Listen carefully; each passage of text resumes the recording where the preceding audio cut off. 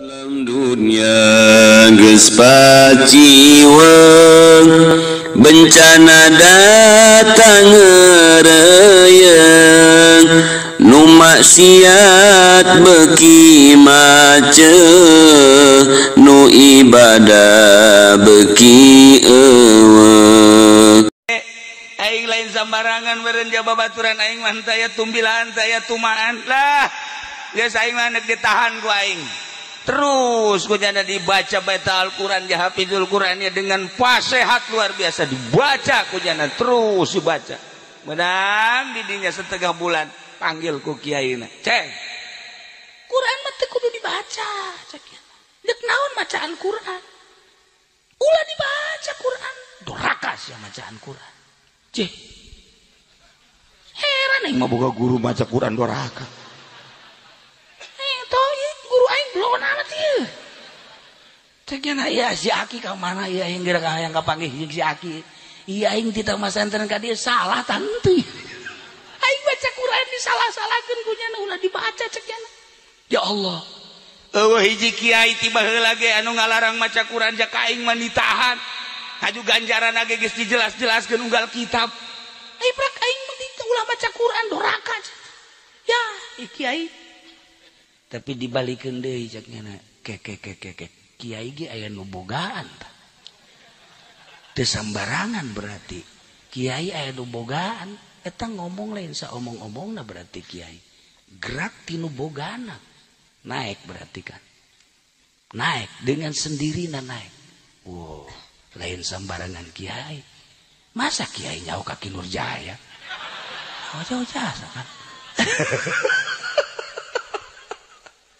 tidinya direnung kunanya manehan langsung nyana istighfar astagfirullahaladzim wa atubu ilaihi astagfirullahaladzim hampura Gusti abdi dengan hawa nafsu abdi syahwat abdi horenganan ieu abdi dicarekan ku guru teh marah sedengkeun guru teh aya nu boga sedengkeun tuma aya nu boga abdi can wawuh jeung nu bogana Gusti wawuhkeun abdi ka nu bogana wawuhkeun abdi ka nu boga tumbila wawuhkeun abdi ka nu boga tuma wawuhkeun abdi ka nu boga guru saha guru teh nu bogana tuma teh nu saha Gusti kajen teuing ku kumaha ge moal aya nu boga tuma mah jeung tumbila iwati Gusti nu bogana abdi kuari pasrah sadaya-daya eueuh nu boga tumbila jeung tumama iwati Gusti abdi nyanggakeun ka Gusti Quran ku abdi moal dibaca Gusti tapi dek direnungkeun dek diamalkeun abdi pasrah melalui Quran nu hafal abdi melalui hafalan Quran abdi teu kudu dibaca direnung ku abdi tur dek diamalkeun ku abdi abdi pasrah sadaya-daya Gusti horeng ieu tuma teh nu Gusti sare nyana begitu sare eta tuma nyaeutikan eueuh sorangan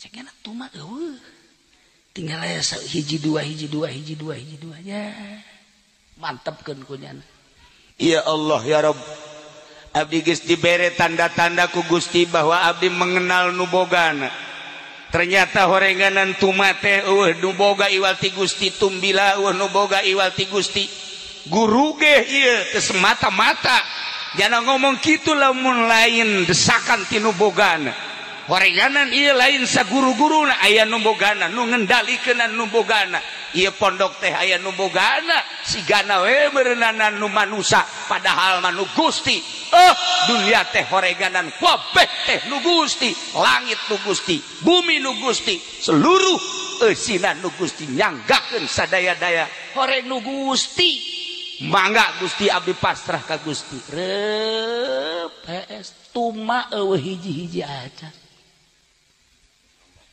tuma geus eueuh hiji-hiji acan ya Allah ya Rabbi horenganan teu kudu dibacaan Quran ieu ya aing keur kamari maca Quran eta tuma dibacaan Quran ngalobaan ku aing ngalobaan eta tuma Quran dibaca ngalobaan tambah percis kos teh cai ka haji pede pae Masya Allah eta mah deres eta kos kitu anakna menta jampe kanyana lantaran dagang karung sarua dagang sia anakna minta jampe kanya bah saya minta jampe bah biar dagang saya maju bah nih kasih air teu daek bae deui mere cainya teu ka anak deui masya Allah barang diinum ku anakna katipu barang kabeh katipu bah bebeja anakna bah waduh habis minum air dari abah ini ketipu abah juga ketipu sama beak kabeh berarti sih ada tuh orang minta jampe ulah kepotongan kos gitu mal beres kajian kukumahan mulainya na pasrah panggil ku guruna ceng ka dia Aisyah orang mana abdi orang Cisoka tolol sia goblok sia aing nyaho sia orang Cisoka mah bloon sia goblok balik saya ka ditu ka pondok cih aing nyarita orang asli orang Cisoka mun dari Cisoka teh mah kan dicareka ke kumaha ieu si lalakon teu arti nya teu arti ya Allah ya Rabb abdi can kaharti ieu can kapaham Gusti terus Quran sambil direnung-renung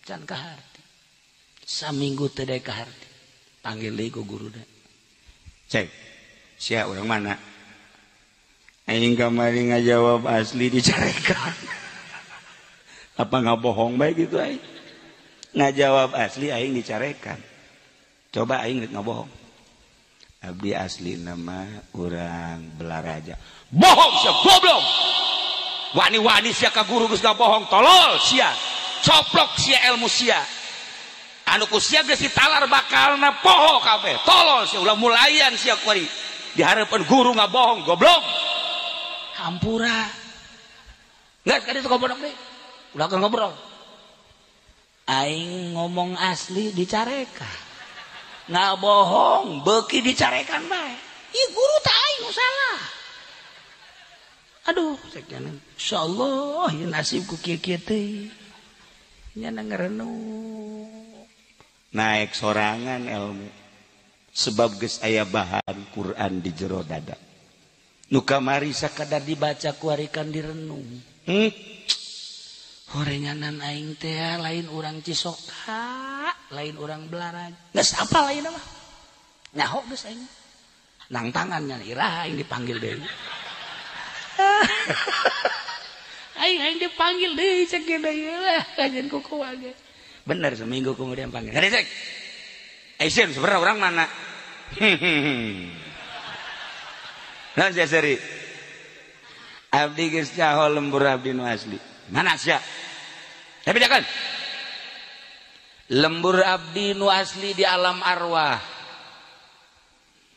kuari abdi ka dieu ka dunia nyaba engke abdi bakal balik deui ka lembur nu asli lah nyaba mah ngan sakadar sakedeung nu mantak abdi nyoplokeun kakayaan nyoplokeun katakaburan nyoplokeun kaujuban segala rupa nu perlu dibawa ke kampung nu asli ku abdi geus dicoplok-coplokeun sia guruna saha abdi boga guru aki-aki kumaha mimitina bejakeun teh mimitina teh eta guruna teh ngarupa nu asli tak ieu lain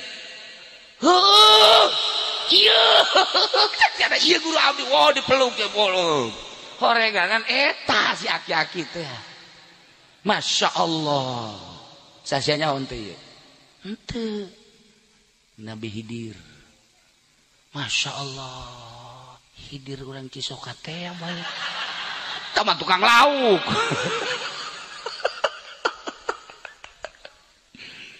kacaritakeun mah Kangjeng Nabi Hidir geus menjelma nu aslina deui sia teh ku aing dididik lain maca sia teh ku aing dididik maca mah tuh bagianna ka ditu ka badu salam sia lamun hayang maca kitab ngomentar kitab tuh ka Ki Nurjaya ai hayang diondang mah los sia tuh moal eureun-eureun sia lamun belajar di kiai kos kitu mah kos kitu bae paeh nungseb sia di neraka tuturkeun ku sia Nurjaya ujianna sia berjamaah ka neraka jahanam sia Waduh, kiai ulah sok kitu. Kumaha cenah Ki Wahab? Sarua.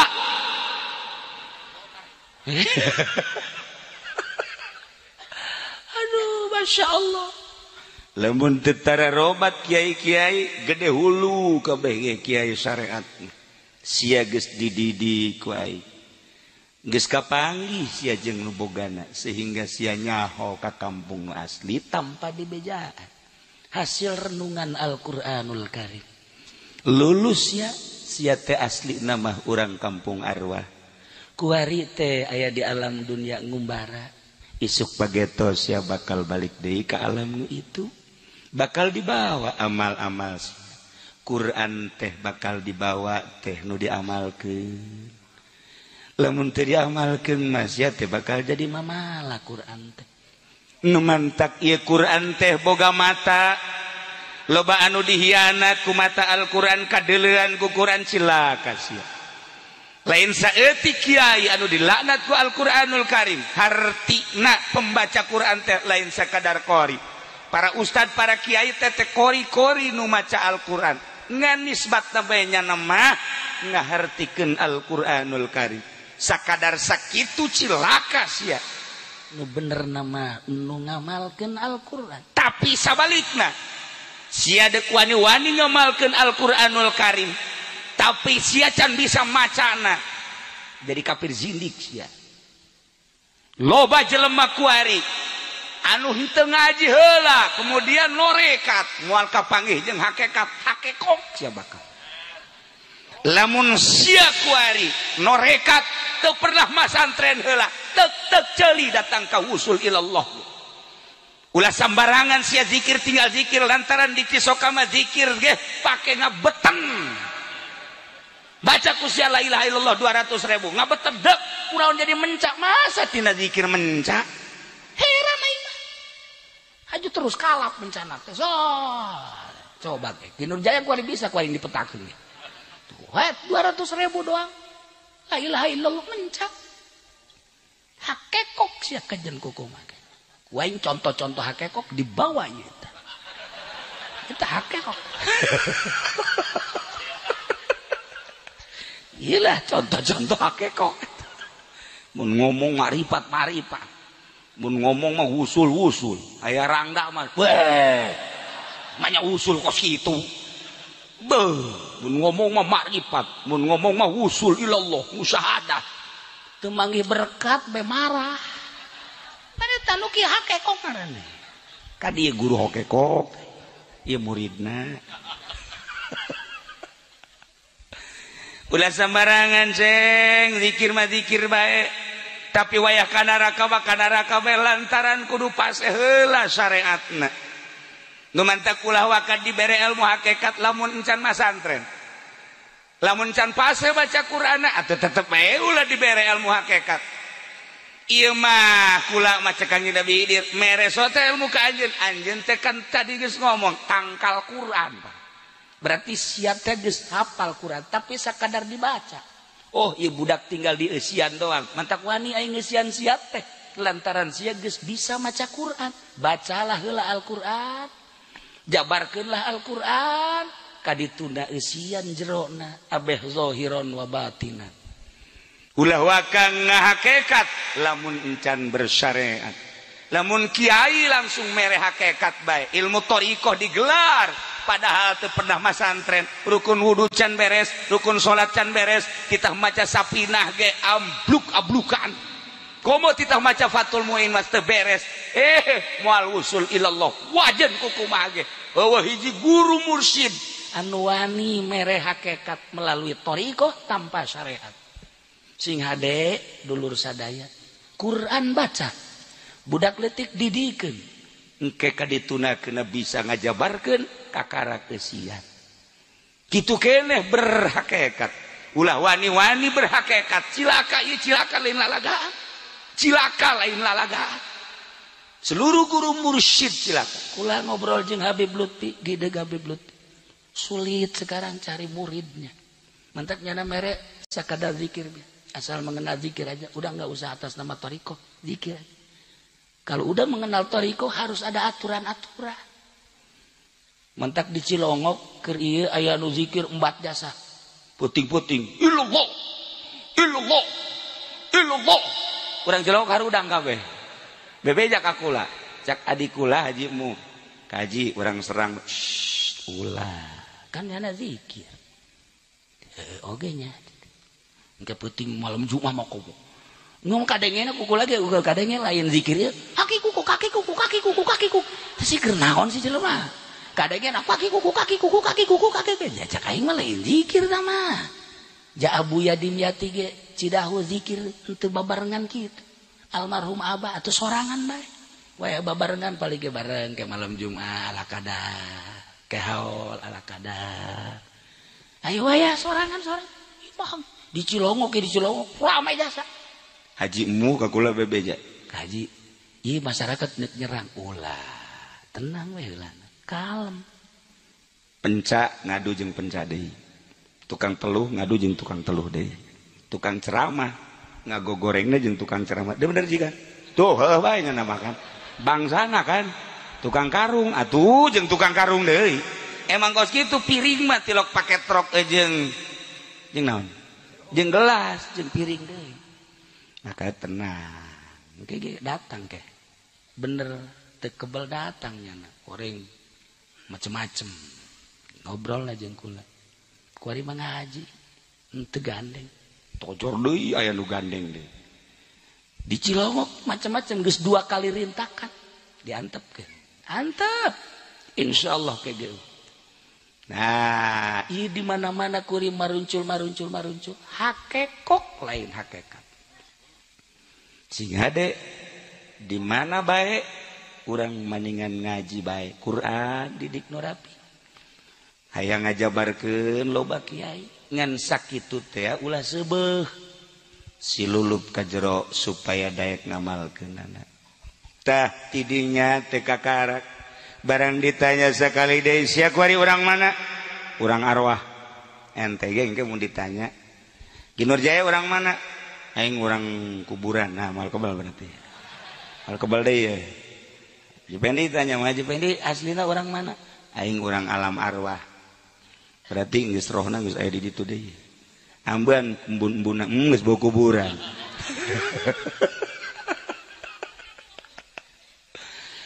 abdi aslina urang arwah kuari di dieu ngumbar sakumaha dina Al-Qur'an geus dijelaskeun wa mal hayatud dunya illa mata'ul ghurur jatalar nya Quran pan dunia mangan sakadar barang-barang tipuan loba jelema katipu ku mobil mah digosokan ai awak teh di pandian loba nu katipu ku manuk isuk-isuk manuk di pandian nyana can mandi tolol teh coba geus kikian bae kotrek manuk geus bagus jasa di paraba di pandian ai nyana cileus teh poleca katipu ku dunia mobil diurus motor diurus dunia diurus nyana teh diurus illa mata'ul ghurur tertipu nyana ku dunia dan lain-lain sebagainya urang hirup di alam dunia sakadar mampir cek Kangjeng Nabi percis urang keur leumpang kapanasan mampirlah urang ngiuhan di hiji tangkal geus rada iuh urang berangkat seakan-akan urang teu pernah mentolelir teu pernah leuleuh tangkal kayu eta teh geus ditinggalkeun mah ditinggalkeun bae teu ditatanyakeun kudu ngiuhan teh sapira di tengah jalan kitu keneh urang cicing di alam dunia isuk pagi teh urang balik ditinggalkeun teu pernah dilihat deui kurang dunia jeung moal bisa geus jadi sia kuari geus jauh kanu boga sia kuari geus sia cicing di mana bae geus jauh kanu boga aman lamun sia cicing di mana bae sadajan sia bisa maca Quran sia bisa maca Fathul Muin sia bisa maca tafsir sia bisa macem-macem maca tapi can nyaho kanu boga bakalna dijual belikeun ku sia aya nu paeh daek ngajikeun mun bayaranna mahal atuh henteu mah teu naon sia eta meunang ku sia ngan eta miki nu kitu kan eueuh karena Allah eueuh nanaon masalah ngan nu kos kitu di akhirat rada bermasalah rada ngariung sia lamun teu diberkatan marah iyalah kos gitu kamana-mana ceramah kamana-mana kamari ge dongeng make Nur Jaya atas dirangkas betung cenah goda Alhamdulillah Kiai dakwah unggal penting cenah mudah-mudahan bae ka beli mobil. Ieu bahasa dakwah ka beli mobil. Dakwah mah mudah-mudahan nu tadina henteu bisa wudu jadi bisa, nu teu bisa salat jadi bisa. Kos kitulah dakwah mah. Satungtung jelema can wawuh kanu bogana maka disalahgunakeunlah ilmu naon bae. Ketika geus jauh kanu bogana Quran asa neuleukeun nu bogana asa neuleukeun isin kanu neuleukeunana. Ketika ayat di sisi tigigir isin ka Allah neuleukeun Allah, isin ka Quran neuleukeun, isin ka kitab-kitab dosa urang dibaca boga mata nyana boga ceuli. Kitulah ahli hakikat mah. Lantaran cek ahli hakikat mah awak urang teh di dieu sarua. Jeung Masjidil Haram. Di Mekah aya Masjidil Haram, di Masjidil Haram aya Baitullah. Urang ngadoa di Baitullah diputeran ku urang tawaf lantaran makom ijabah aya Allah di dinya. Sompral ngomong kitu teh. Tapi memang kos kitu kaayaanna heulanan. Ieu awak urang seakan Masjidil Haram. Di jero awak urang aya kolbu, di kolbu aya Allah. Nyaritakeun Allah, urang dek nulis Allah. Boro-boro Allah na kalam Allah lamun ditulis beak mangsi. Lau anzalna hadzal Qur'an ala jabalil la ra'aitu khashi'an mutasaddian min khasyatillah. Quran wahyu mun diturunkeun ka gunung, gunung hancur. Lantaran berat bawa Al-Qur'an. Tetapi Quran dibawa ku Ki Nurjaya di jero hate, kuateun. Quran dibawa ku kolbu Haji Pendi, gering. Quran geringnya nama gering teu kuateun cenah mah. Atuh Iqra, atuh balik deui. Quran dibawa ku Ki Badrul Salam kuateun. Quran dibawa ku Bang Fendi kuateun. Quran dibawa ku Ki Zainuddin kuateun.